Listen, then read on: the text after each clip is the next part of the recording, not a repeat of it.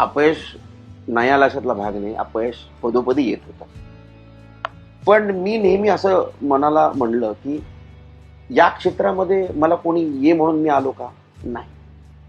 मी माझ्यासाठी आलो, स्वतःला प्रूव्ह करण्यासाठी आलो, लोकांना आनंद देण्यासाठी आलो. मग हे अपयश आपण पचवलंच पाहिजे. जर मी एखादी गोष्ट करतोय आणि ती लोकांना आवडते, प्रेक्षकांना आवडते, तर याचा अर्थ मी जे करतो ते चांगलं करतोय. त्याची आज ना उद्या कधीतरी मला पोचपावती मिळणार आहे. हे पेशन्स मी ठेवले आणि माझं लोकांना हेच सांगणं आहे. आता तर हे क्षेत्र इतकं वास्ट झालंय. तुम्ही जर म्हणाल की मी आल्या आल्या मला यश मिळेल तर असं होणार नाही.